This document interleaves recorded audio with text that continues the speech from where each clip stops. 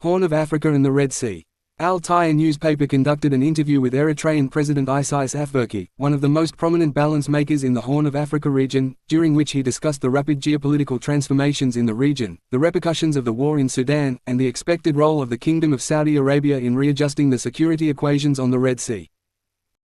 Afwerki said that his experience of more than half a century, between the revolution and state-building phase, made him realize the sensitivity of the position that Eritrea occupies today on the Red Sea and the Bab al-Mandab Strait, and the mutual regional responsibilities that this imposes.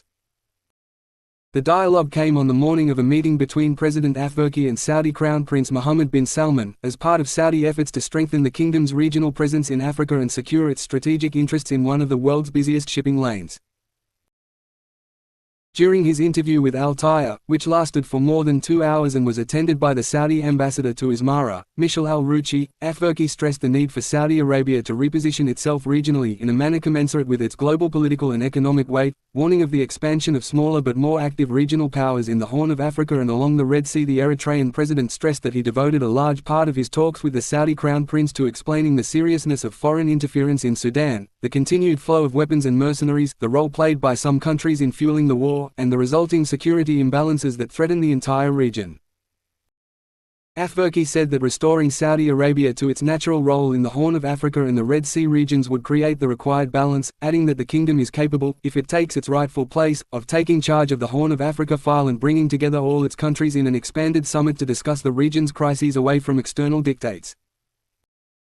Regarding the war in Sudan, Afwerki stressed that the crisis will not be resolved through superficial initiatives, but rather through a genuine cessation of the fueling of the conflict, questioning the usefulness of calls to stop the war at a time when the supply of sophisticated weapons and mercenaries to the rapid support forces continues through land, sea and air corridors from neighboring countries. He added that the rapid support forces receive the latest types of weapons, in addition to recruiting mercenaries from several countries, which has exacerbated crimes against civilians, including killing, looting, rape, and the systematic destruction of the social and economic infrastructure in Sudan.